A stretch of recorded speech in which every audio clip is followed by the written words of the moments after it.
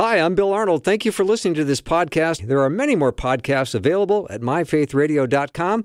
Your support makes this possible. Thank you.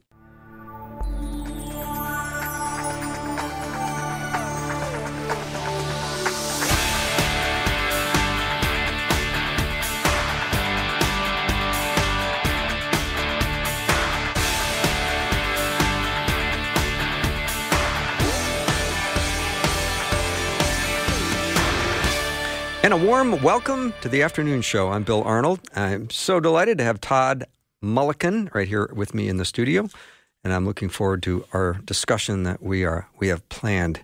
We've spent weeks planning this. We're going to talk today about understanding co-occurring disorders. What does that mean, Bill? It means that it's the intersection of emotional and chemical health. And if we have time left, we're going to talk about how to have really good boundaries during the holidays, especially if there's family members and other people that you've got some issues with. So I'm glad that you could join me today. Any resemblance to a trained talk show host is purely coincidental.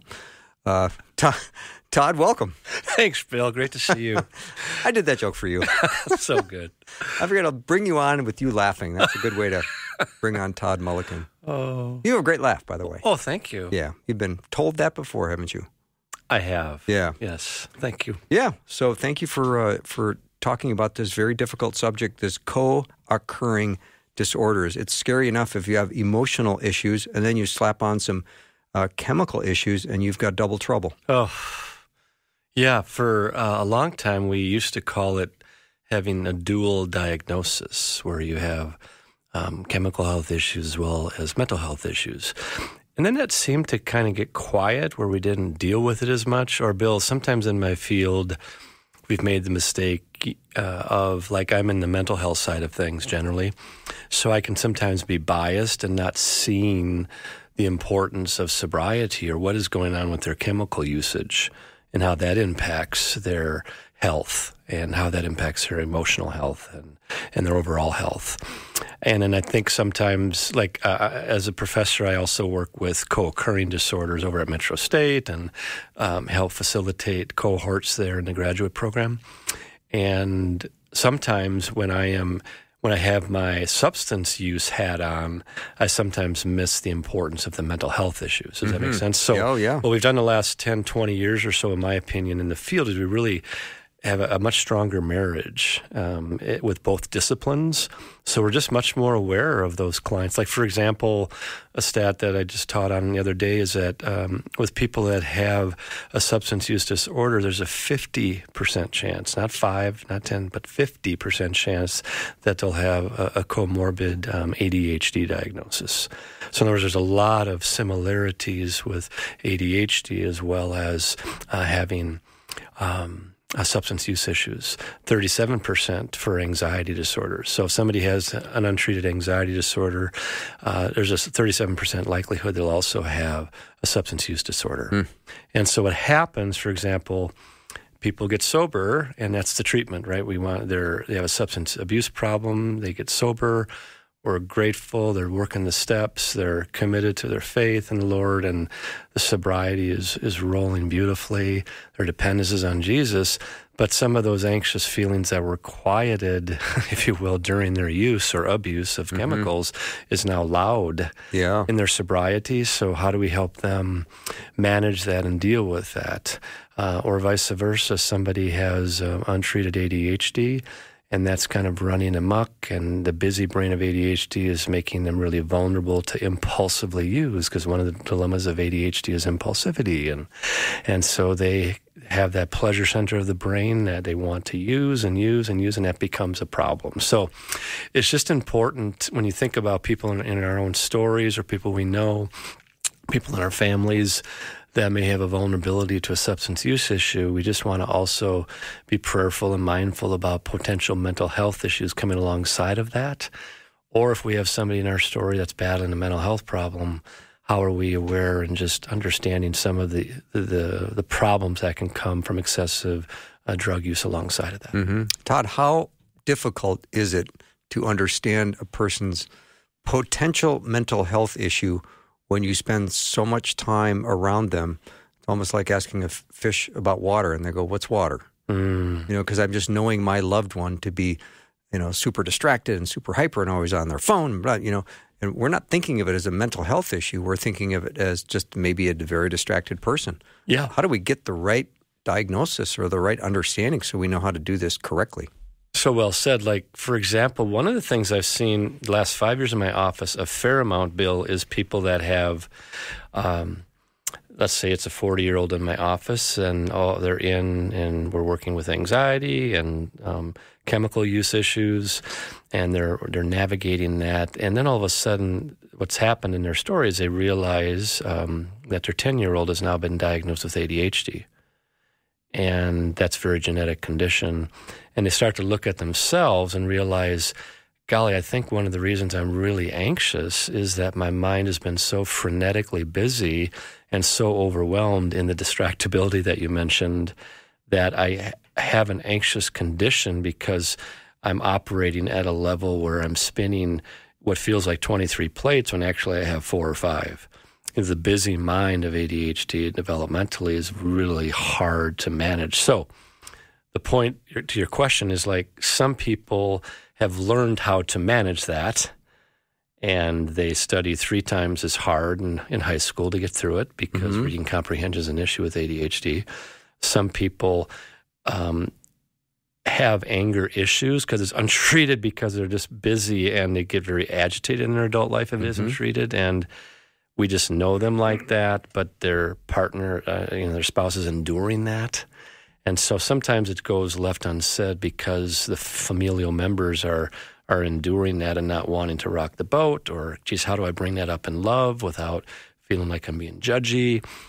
So, each case is so different, Bill, but we just want to have open eyes and walk alongside the folks and recognize that sometimes it is an issue that actually leads to impairment in their life. And other times it's an issue that doesn't lead to impairment, right? It's on a continuum. Makes sense. So for some folks that have that busy mind, let's say of ADHD, and, have an occasional drink or two, we've known them like that, and it seems to be okay. There isn't an overuse going on. It's not impairing their judgment. It doesn't make them, hurtful to their spouse or take things out on their kids. They've managed it. Other people, it's more significant, where it's really causing impairment in their story, and it's overwhelming. It's just too loud. All right. Here's my guest in his own description. My guest is Todd Mulliken. All right, and my guest is a Christian. Oh, okay. I love this. This is getting to be word association. Yeah. And he works as a counselor and also does mental health work and chemical dependency work, and also serves as a elder in my church. I'm not getting the answers I'm looking for. Shoot. And is also a professor. I'm a professor, thank you. And also is an author. Yes. Yes. And if you're a bill payer, your website's still up. I didn't know where you're going with that. No, but that's true, right? Yes. You pay the bill? I do. If people go to toddmulliken.com, it'll be active. It will be active and starting effectively right now. Actually, on my way in in the car, I paid the bill. Oh, good. That's so smart. toddmulliken.com. So I just thought I would let you tell your own story in your own words. I completely missed that. That's okay. That's okay. I'll give you a second chance. I just want everyone to know who my guest is and your multifaceted skills and talents that God has given you as an author and a professor and a marriage and family counselor and individual counselor. So it's always great having you on. So today we're talking about understanding co-occurring disorders. So maybe you have someone in your life, maybe it's even you, that has some not only emotional issues, but you've got some chemical issues as well. And you're going to need to have some talk and some conversation. So let me know. Send a question over for Todd, 877-933-2484. Again, 877-933-2484. We want to better understand these co-occurring disorders, the emotional and chemical health when they meet. Because, Todd, I can only say that's got to be so combustible and complicated and never easy. No, the complicated is a great word, Bill, and trying to navigate and help them understand kind of the root cause. Hey, what's the reason for the overuse, what's going on spiritually, emotionally, that's making you vulnerable to that. Also, what do you know, what's happening with the emotional dysregulation, and you're feeling overwhelmed, and what's at the root of that, and how can we walk alongside and help you with that? And then also, how do we navigate the intersection of those two? So I kind of gave you an example of an ADHD situation and how that can impact and make that person vulnerable to anxiety. Well, how about somebody that is, has a family history of depression, let's say, Bill, and what they have done is they see some of that in them, so life gets hard and overwhelming, and they enjoy alcohol, and they start to become dependent on it because it quiets the mind a little bit. It gives them a little bit less inhibition, and so things get a little bit lighter. But then very quickly, the alcohol operates like it does as a depressant and really makes it a pile-on and makes the literal hangover even louder and more difficult, and makes them vulnerable to actually major depressive disorder. And so now that is so, using your word, complicated and overwhelming. But we want to know that both things are at work.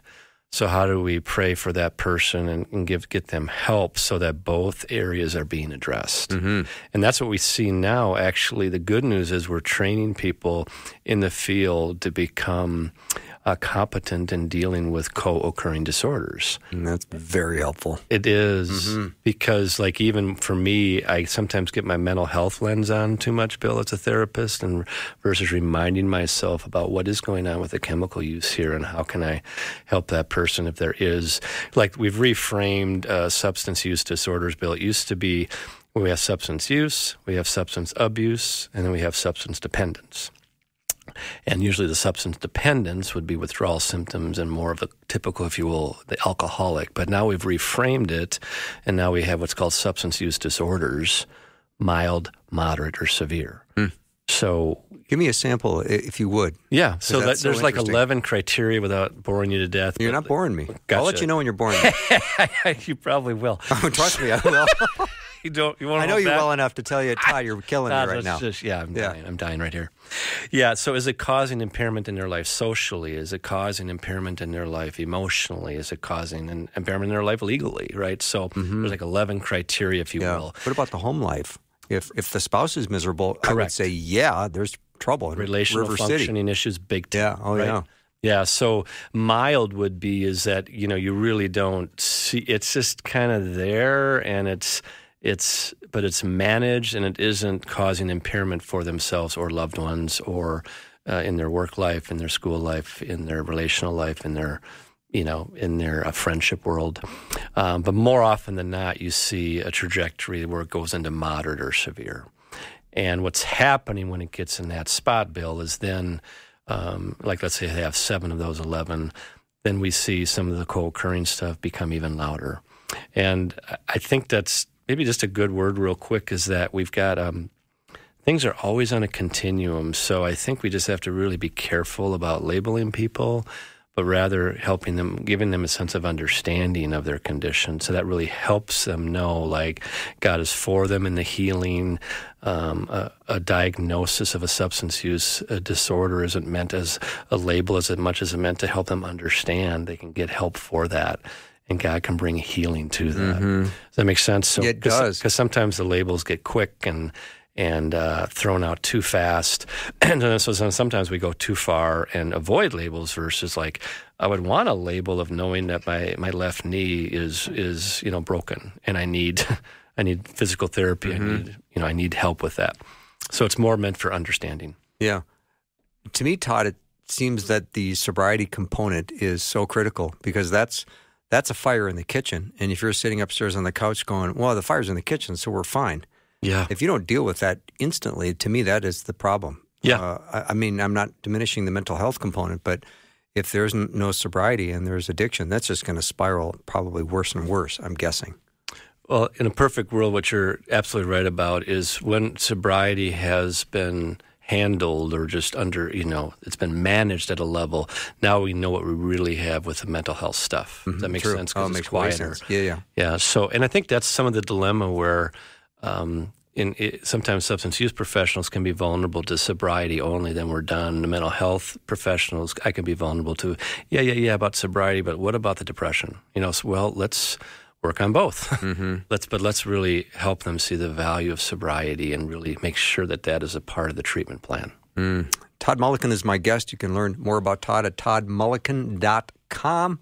We're going to take a break. If you have a question or comment, please send it over, 877-933-2484. We're talking about the co-occurring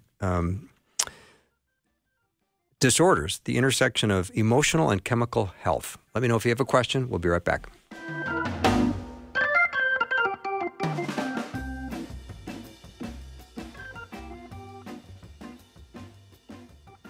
Hi, podcast listener. I'm Bill Arnold, and my theme song says, "What's for dinner?" And like when I'm grilling, I'm paying really close attention. And I know that ideal second to get the food off the grill. Like all good and ideal timings in life, right now would be an ideal time to be a cheerful giver to Faith Radio. Give now to support this podcast so that more people in more places might come to saving faith in Jesus and grow in their relationship and become a fully devoted follower. Click the link in the show notes or give now at myfaithradio.com.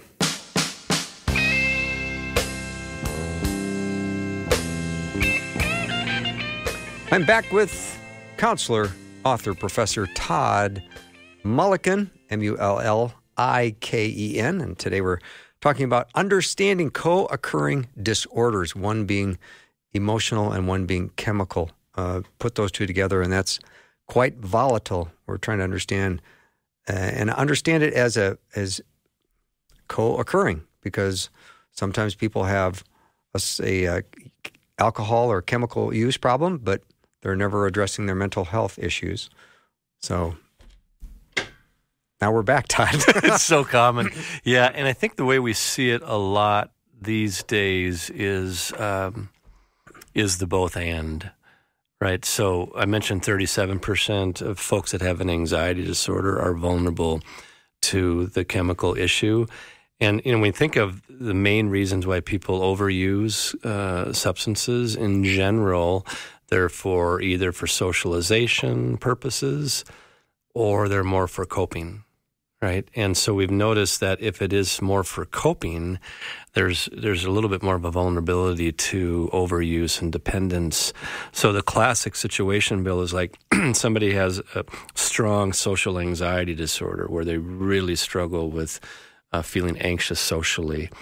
And it isn't just a natural introversion that can be treated and understood as a beautiful thing that God has designed in your life. You're a fabulous introvert that loves quiet and introspection and reflection and aren't interested in talking to 100 people you don't know right away. Mm-hmm. And that's beautiful. It's fine. Yeah, nothing wrong with that. Exactly. So we're talking about like an actual physiological overwhelmed feeling that comes with any kind of socialization. So there's actual social anxiety condition. Mm-hmm. And so they have to deal with society, and they start attending establishments, and they have a drink or two, and they start feeling less inhibited, and, ask Susie out on the dance floor. And next thing you know, they are more vulnerable to develop that condition. And now they're treating their anxiety, if you will, through overuse. And there's a dependency that builds. And now we've got that going on. And the dependency is crippling to that person, to the family. So to your great point earlier, now we treat the sobriety. And so we get them sobered up and mm-hmm. really released from that. And now the anxiety, the panic feelings come rushing back like the wind. Mm-hmm. And, hey, I thought I would be better since I've sobered up. Yeah. And so we just get to do both. We mm-hmm. get to help them regulate the fears and the worries that are coming in, and how to reframe that and know that they're enough in Jesus to go to situations and be enough and get comfortable in their own skin and regulate that social anxiety condition. Mm-hmm. Todd Mulliken is my guest. Todd, are there tests to determine if you have a chemical imbalance? Yeah, so the typical thing that we do with folks that have a substance use disorder is, or we're wondering about that, is we can give them a chemical use assessment, which will be it'll be a tool that will ask a variety of questions that help us assess where they are at in that substance use disorder continuum.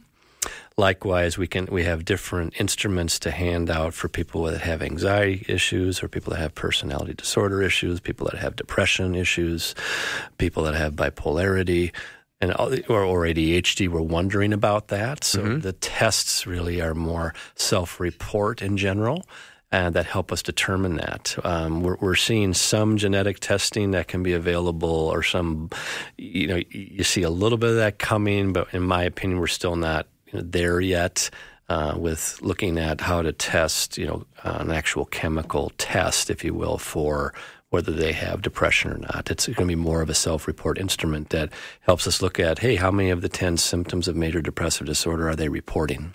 And that helps us do good work. It helps us walk alongside them and get them treated appropriately. And Todd, one of my biggest fears when I hear you discuss this topic, this understanding co-occurring disorders, the intersection of emotional and chemical health sounds to me like what's really at risk is not only things that are relational, but things that are spiritual. Because I see this particular candidate with emotional and chemical issues gravitating away from faith, gravitating away from God, and being in a very compromised place.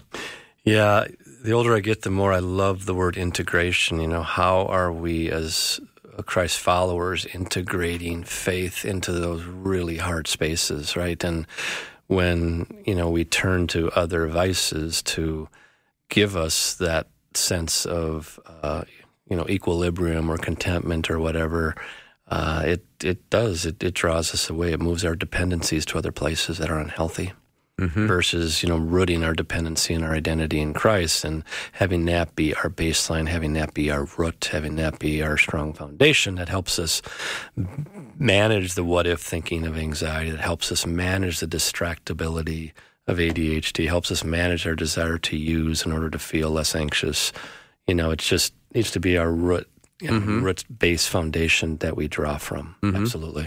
So, Todd, let's say Mr. and Mrs. B come into your office for counseling, and it's pretty clear that Mr. B is not only using some alcohol and some other chemicals, but has got some mental health issues. What is the first thing you say to this loving couple?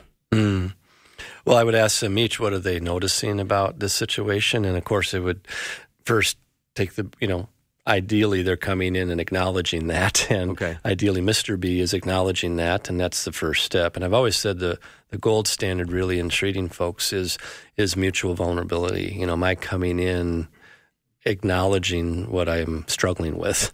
So, but to your question, and maybe what it can happen is Mrs. B is, hoping Mr. B will acknowledge that. And this is where the Mrs. B's of the world have to make sure they're not codependent on their spouse's mood. Yeah, because it seems that the success of this meeting in your office is going to hinge on Mr. B being honest. Correct. And vulnerable. And, if he denies that he has any issues, well, that's going nowhere, I think. Nowhere fast. Yeah. And so then what we usually find in those situations is that the good news is the Mrs. B's of the world get to be really honest for the first time in their life. But then the Mrs. B might come back next week and said, I was really frustrated I was honest because it didn't go very well. Oh, no, I can't imagine it did. Right. So I offer the Mrs. B's of the world, just so you know, honesty today prevents problems tomorrow. It caused a big problem today, but now actually you're doing Romans 12:9 in the most hardest spaces. Love must be sincere.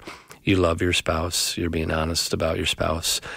You're not throwing your spouse under the bus to the counselor, just being honest. So in a perfect world, Mrs. B would say, when this overuse happens, I feel real frightened. I feel afraid of not knowing what to do, and I get overwhelmed. Yeah. And so Mrs. B invites Mr. B into that conversation in my office, and there's some dysregulation, and I try to mediate that and invite them back. But it's challenging. And so a lot of times the lack of clarity from the Mr. B makes therapy challenging. That's why really, the three keys to healthy or effectiveness of therapy really involves three things. One is the relationship between the client and their therapist. Does the client feel like they can trust the therapist? Is there an alliance there?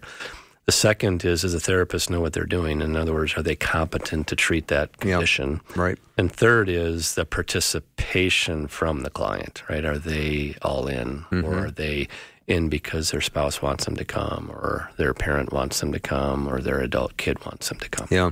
Does Mrs. B feels like it's her responsibility to try to get him fixed? For sure. Because if she doesn't see him taking a step forward to do a 12-step program or an accountability group dealing with his alcohol, there's not going to be a lot of hope to deal with the mental health issues. No. This is complicated, Todd. So much so, and that's why the Mrs. B's of the world oftentimes get their own help, or with the alcohol situation, they might go to, things like Al-Anon, Sure. where they work on their own honesty, their own integrity, not managing their spouse's program, but making sure they're staying honest and clear about their boundaries. And sometimes that gives them a sense of purpose that God can hold them in while they're dealing with something hard. So they're addressing the mess, but they're trying not to manage the mess. Yeah. And that's tricky. And God will hold them together. Correct. That we can say with confidence. Absolutely. And that's the role that I know I oftentimes forget in my own life, is that's the role of the advocate. That's the role of the wise counselor. That's the role of the person, of the Holy Spirit that is groaning on our behalf to the Father in all those tough spaces. Yeah. I just think it's easy to forget about that advocate in our life. It is. So we're talking today with Todd Mulliken, and this is a very challenging topic, understanding co-occurring disorders, one being the intersection of emotional and chemical health. If you have a loved one in your life, most likely you know somebody you're connected to who has got this emotional and chemical problem, and they're occurring at the same time, and you're not certain what to do. So if you have a question for Todd, send it over, 877-933-2484. We'll be right back after a short break.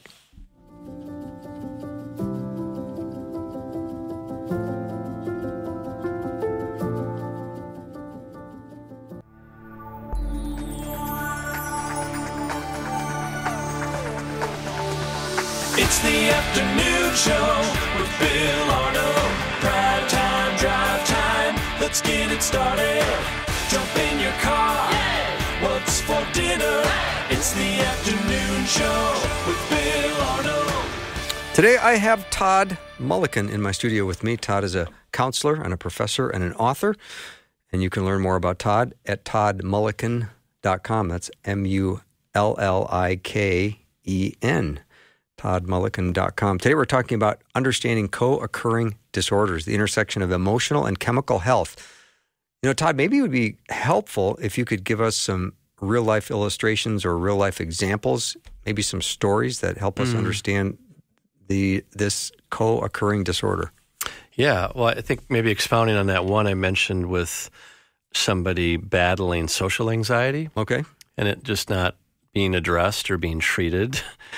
And then they, find that instead of, seeking a counselor for that, they end up finding the counselor being the liquor at the establishment. That gives them the liquid courage to, and now, and let's also say there's a family history of alcoholism, and let's say this is one of the 2.5 children that have the vulnerability to that. Now we have a big problem because now we have just ignited the genetic markers in that brain with the use of alcohol and a dependence on it. And so now we have both, and we have the social anxiety disorder that's generally being treated through excessive use of liquor, which is a depressant, and it's causing episodic depression, and it's causing untreated anxiety to continue. And the spouse is dealing with that, or let's say this person's single and 25 and living with a couple of roommates and in a graduate school program or whatever. They're seeing this, and how do I address that? So that's a very common one. Like I mentioned, believe it or not, Bill, over 35% of people that have an untreated anxiety disorder also have a substance use disorder. It's a really high amount. Very high amount. Yeah. So we see that kind of story a lot. And so what ends up happening there typically is that you usually find actually in those cases that the substance use issue is a little bit more noticeable. And so if they're going to get help, it usually will be in some type of treatment program, an outpatient treatment program, sometimes an inpatient treatment program. But what happens in those cases if they are just in denial? And you were mentioning a little bit of that with the Mr. B, Mrs. B, right? What happens when that person's in denial? And so maybe some of us, that are here today listening may have somebody in their life that you're concerned they have an alcohol problem, or you're concerned they have an untreated anxiety problem, or you're concerned they really are vulnerable and are experiencing both, and they're in denial about it. How do we have a discussion about that? Right? How do we do that? I don't know. And so what I always ask people to think about doing is, how do I let that person into what I'm experiencing versus taking it out on them? So how do I not put my Pharisee robe on and tell them the 33 things wrong with them and kind of get judgy, but also how do I not avoid the mess, right? How do I, as a Christ follower, out of love, share like, God, when this happened yesterday, when I saw you, when we were out together, I just, I don't know how to say this well, but I felt worried because of your overuse, but how do you see it? So I'm creating I'm inviting, I'm volleying, I'm not interrogating. Now, by the time it lands to the person who's in denial, they'll view it as an attack, right? So even if there's a defensive reaction to that, I would then say, Gal, I wasn't meaning to offend. I was just, as a brother that loves you, this is what I was thinking, and this is what I'm experiencing. Yeah. Todd, how do you tell the truth in love regarding anything without having it feel like it's an attack?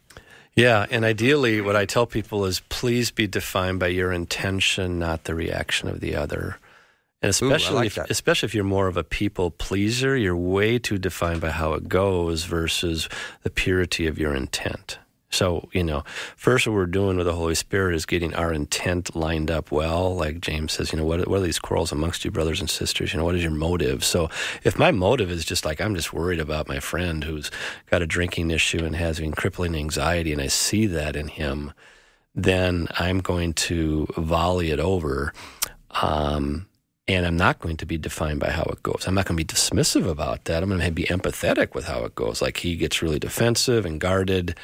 I've just seen a lot of people pleasers and shut it down after that. That went poorly. God wasn't in it. It didn't go well. That was the wrong thing to do. And I would just gently push back and say it was always the right thing to do because your intent was from a place of love and truth.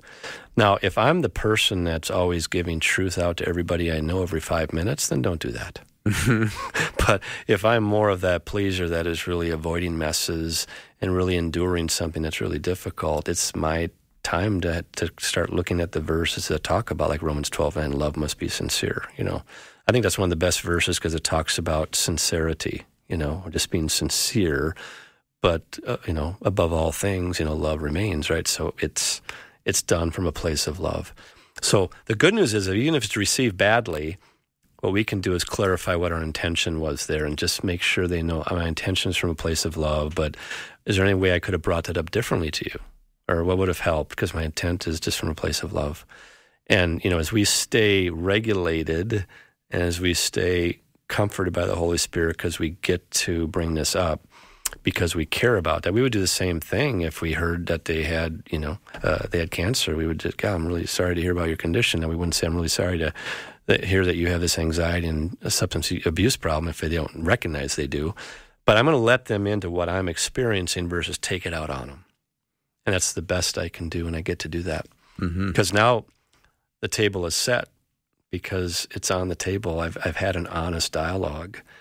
And really that's, honestly, Bill, a lot of cases I've seen over the decades is like the only time somebody that has a significant problem comes in is when somebody they love has mentioned it, right? Like once in a while people come in like, I think I have this issue, right? And then that's amazing and beautiful and wonderful. But more often than not is, my loved one says, I got this issue. I don't know if I do, but I'm here. What do you got? Kind of thing. So just know, like, if a listener is in that position, know, like, it's not a one-off. It's not like this big pressure cooker. I've got to say it perfect, and now that's it. I only got one shot at it. I would not put that kind of pressure on oneself, but just know the Holy Spirit's holding you and being loving and just gentle and going, this is what I saw you last night. I was really worried, and this is my mind was taking me. How about you? What do you think? And even if they get defensive, then just clarify it and say, God, it wasn't my intent to offend. I'm for you. I love you. But that's just what I was noticing. And that really does land for the other person at some point in their life. Mm-hmm. So it's worth it. Yeah, it's always worth it. Here's a question, Todd. I suspected a self-diagnosis of ADHD as an adult when I was reading about the subject for continuing education. I could recognize several identifiers in my habits, difficulties, and frustrations, so I studied more and worked on things because I had some understanding now. Finally, I got tested, and it revealed ADHD tendencies. I think I did better on the testing due to what I had already learned. Oh, that's so great. Okay. Now, she's also being treated with a drug who I can't pronounce it. What does it start with? An M. Oh. Methylphenidate. Yeah, it's probably Ritalin. It's a generic word for Ritalin, probably. Methylphenidate. Yeah. That's it. Yeah. Yeah, way to go. Which helps me. Anyway, some of it's a little confusing, but yeah, there we go. She also wonders if you've written on the subject as a counselor, and is it being directed to the one with ADHD? Yeah, I haven't written on it, but deal with it a lot. And it's something that's been really a common thing, whether it's an adolescent, it's the typical one is 16 to 18 years old, is realizing they do not want to go to school. They have to reread stuff. And it's exhausting. They want to do anything but go to school. And it's oftentimes untreated ADHD, and so that all the way to, like I mentioned, a 40-year-old coming in because their 10-year-old has ADHD and they realize it. So, and now they realize, God, they've really been battling that their whole life. Doesn't mean everybody has ADHD. It's right now like 8 to 9% of the population of children, 4 to 5% adults. So that's still a lot of humans in the world. Yeah, but it's not like every 5 minutes. So what your listener did beautifully is they looked at it, and they I just love that your listener's posture. Like, hey, I just noticed this in myself, and so I was looking at that and did some work on that, and got some help for that. Mm-hmm. That's like a template of a beauty, right? Yeah. Of like how to address stuff in our story, and know that God can hold us in it. And so I just loved the humility of their posture there. I do too. But Todd, is there also a downside to this approach where I do all this self-diagnosis, and then I come in to you, the professional counselor, and I tell you what's wrong with me? Yeah, I mean, again, if they have a humble spirit, then they'll be open to hey, here's what I noticed, and I go, hey, yeah, that makes sense, but actually, as you talk about it more, it might be more this condition, but thanks for your efforts, right? But if they come in like as a know-it-all and they're just rereading, but honestly, the person that's doing that and really thinking they have a condition is usually more often than not a know-it-all. Okay. That makes sense. They're usually, the know-it-alls will come in, my spouse has got these 43 issues, and here's what's wrong with them. And actually, while I'm here with you, I have 2 other people that I know really well that have the same issues. Right. I'm glad I don't have any issues. I'm just kidding. But no, I get where it's you're more going of with that humility, that confident humility, I think is a good posture to have versus kind of a reading, going on a podcast or going on a website and going on a Google search and feeling like I've researched this and this is what I know this person I love has, right? And sometimes we're right, but if I'm doing that, like if I did that with my wife and I think about her worst moment or my worst moment, I might feel like I have that situation. We're not talking about a worst moment. We're talking about a pattern of behavior. Yeah, good point. A friend of mine who's a dermatologist has his coffee mug on his desk that says, "My medical degree is smarter than your Google search." So good. It's so good. And I've been doing this for a long time, and the last 5 years I've never seen anything like it. Where really? People are, say more about that. People are just, I think, well-meaning, but really researching something. Isn't that kind of good that they're curious and inquisitive? The curiosity is beautiful. It's like critical thinking this skills. Listener that's just brilliant to go and do what she did. Critical thinking, right? Yeah, right. But when I am making a case against somebody I love and doing it, it's different if I'm saying, like, I'm really concerned they have this issue. Can we talk about that? And what do we think? I think that, for me, makes more sense. If my posture is like, hey, this is what I know they have because of the 3 fights we've had, and this is who they are, then the first thing I'm doing if I'm me is I'm actually looking at my own upbringing first. Believe that or not. Mm-hmm. I'm looking at my own story first and going, actually, like, I think my wife is really not, she's not really the issue. It's really my family of origin that I went through of 18 years of this stuff. And now my wife is doing kind of that. So she's got that. But she doesn't. Yeah. It's actually my loud trauma mind from my own story that I now am viewing my spouse as having. Mm-hmm. And I see that a lot. Mm-hmm. And so that's tricky to unwind out of that because we want to honor that person's perspective and walk with them in it. But we also want to make sure we're not continuing that. But look at, so in general, Bill, unless people really have these conditions that are really, really serious and that happens in the world, and we need to recognize that and treat those, in general with couples and families, I try to have people make a case for their spouse versus a case against their spouse in general. All right, Todd, when we come back, I want to ask you a little bit about, as we're trying to understand co-occurring disorders and the intersection of emotional and chemical health, I'm probably not going to have you on the show again before Christmas. So I want to ask you a little bit about having good boundaries around the holidays. We just came out of Thanksgiving and we're looking towards the next bunch of holidays coming up and how to have good boundaries. Todd Mulliken is my guest. You can learn more about Todd at his website, toddmulliken.com. Be right back.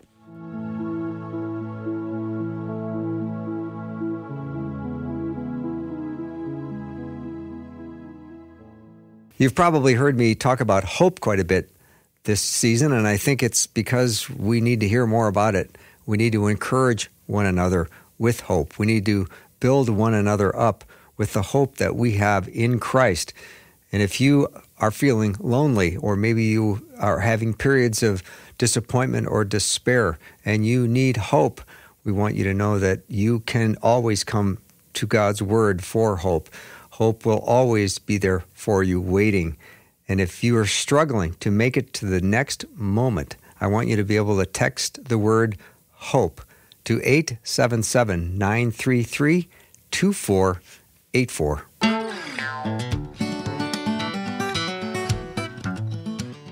I'm back with Todd Mulliken, and we are chatting about co-occurring disorders. I think we're going to try to shift a little bit, Todd, if you don't mind, because I only have you for another 10 minutes or so. And before the holidays arrive, once again, this beautiful season of Christmas and New Year's and all the time that you can be with relatives, what are some of the healthy boundaries that we could have and we should anticipate or at least be talking about? Well, based on what season of life you're in, maybe just a couple of quick thoughts. One would be is if you are in a season of life as a person, as a younger couple, and you have a child, and you are, feeling like you're going to 23 places over Christmas. Just kidding, but, you just feel really busy, and then that's just getting to feel like a lot. One of the things I have couples do is they get to start developing their own tradition for Christmas. Not because they're against their families of origin. They love them, they honor them. But they're also saying, hey, I wonder what kind of works best for us, and what are we thinking, and how do we talk about that, and how would we like to do that based on our church service or the way we serve in our church, or just what works best and what we think would be helpful, while taking into consideration our families and their stories. And so I've seen really good, healthy, it brings awareness then, Bill, to that couple and their own dynamic and what they're for with developing a tradition. And then what it also does, unfortunately sometimes, is if there is a family of origin amidst the two where one might be a little more rigid and saying, this is the way we always have done it, I invite that person, if somebody more like my age, when we have 3 daughters, where our style is to have open hands, hey, what works for y'all, and let's make it work. What works for your schedules, and you're not. We do it Christmas Eve, and you'll be there. You'll be there, correct. And so it's challenging because what ends up happening for a lot of young couples is they're most defined by the most difficult parent in their system. Make sense? Mm-hmm. Because they end up wanting to not get the person that's most if you will, the 5th symptom of narcissistic personality disorder is a sense of entitlement, and they expect extra favorable treatment, and wait for it, they expect automatic compliance to their wishes. So it doesn't mean everybody that is overly, demanding is a narcissist. It just means they might have a trait that's like that. Yeah. So how do I, if I have adult children who have a family who are trying to figure out their tradition, go, hey, here's how we generally do it, but what works for y'all? And, let's say you have 4 kids and this gets tricky. And so maybe you do say like, hey, here's when we do it, but if you can't come, we totally get it. Let's try another time for you guys. And we're open. It's just more of so I think traditions are meant to be fluid, not rigid, right? They're meant to be embracing versus rigid. Mm-hmm. Because if otherwise it doesn't become a tradition. It becomes like, a ritual that's like rigid and toxic versus expressive and honoring and just what we're for. So that's one boundary. Sounds like there's a great chance for feelings getting very hurt. Yeah. So I appreciate what you're saying, Todd, but there's grandparents out there going, wait, you're telling me you're not coming on Christmas Eve with me and my grandkids? Mm-hmm. That's why we're doing this. Right. Yeah. And you say you're starting a new tradition. Yeah. Yeah. I can't see that going well. Right. I probably won't have you back, Todd. So then you've got, so then we have 4 grandparents that, where one has it on Christmas Eve, one has it on Christmas Day. Right. 3 of them have them on Christmas Eve. Mm-hmm. And so who are we going to try to honor this year? Yeah, right. So all I'm saying is, as for me at my age, I want to know, like, hey, I don't want to be defined by the tradition. I want to be defined by knowing that, Christ came, and that's what we've waited for since Advent, and he is here, and we're celebrating his birth, and, we love doing it this time, so please come if you can, but we understand, and so I'm just saying, I think it's really freeing for the young couples if they know that they've got some choices, mm-hmm. and they know their parents can't wait to see them. What if the young couple said, all right, Todd, we'll come for brunch on the 27th. Are you good with that? Again, you can kind of know, right? Are they being open-handed? Are they saying, no, the only time that works for us is this time for this hour, and that's all you get? Now they're being rigid. Okay. Right? Yeah. Right? Yeah. So I'm looking for a sense of fairness and honoring of each other. Okay, I like that. Yeah. So and that's what you can usually tell. You can tell, is there, like, if you will, is it requests or is it demands? Are we making requests because we get to do this, or does it feel demanding? Mm-hmm.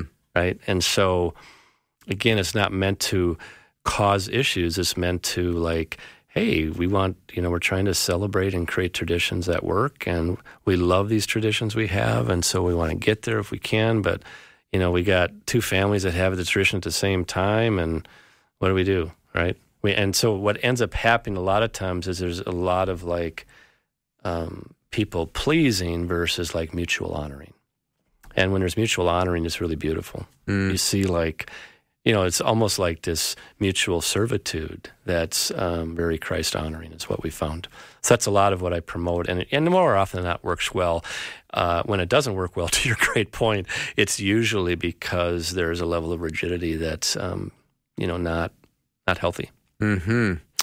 What if there's unspoken reasons why we don't want to come? Because we've done this 9 years in a row, and we can't do year 10 because it's been too hard. Grandpa's drinking or something's going on that's just not working anymore. Yeah, and I have 3 boundaries that I write about in my most recent book about being right versus being liked, the impact of narcissism and codependency on couples and families. And in that book, the codependency chapter talks about how does the codependent create good boundaries. And the first one is honest conversations, where so we would have in year 7 or year 5 or year 4, usually what happens is the person who's from that family goes, it's not that bad. And the spouse is going, it's that bad. Yeah. And so usually the spouse brings it up and says, God, this is really hard. I don't want to have my kids be exposed to that. I mean, ooh. They're getting older and recognize we things. can't keep them in a bubble, but we're also not going to say welcome to alcoholism and just deal with it, right? So how do we regulate that, manage that? So we have an honest conversation about that, in October, about what's coming up at Christmas, and try to do it very well, try to make it an invitation, like I said earlier, versus an interrogation, letting them in about where we're at and what we need. And that gives that couple then who's, one who has an alcohol problem and then their spouse, they have to decide what they want to do with that and what's the codependent going to do with that. Are they going to address that and say, this has been an issue that I actually have felt the last 35 years, blah, blah, blah. So that's the first step, is an honest conversation. Mm-hmm. More often than not, that doesn't work. where that couple is not willing to change the pattern, and this is what we do, and we're really disappointed in you. And then what tends to happen, Bill, that I read about is like a couple of the siblings then might say, why are you doing this to us? Mom has dealt with dad's alcoholism for a long time. Why are you doing that to us? You're not coming now because of this issue. You're ruining our family. So that gets really even more complicated. Yeah. So I try to help people do is go like, hey, we love you, we're for you, but we're just having that honest conversation. So sometimes the second boundary is more loving detachment. So we go there, but just for a couple of hours because we know grandpa starts drinking or grandma starts drinking. Makes sense. So we're not, we're being respectful and cordial, but we're just setting a boundary. Yeah. Todd, thank you so much for being here. Thanks for the discussion. Thank you for the overpriced latte you brought me. I enjoyed it all. Thanks, Bill, for having me. Appreciate it. Todd Mulliken, you can learn more about him at his website, toddmulliken.com. After a short break, Dr. Josh Mulvihill is going to talk about developing a Christian worldview, especially for the younger folk.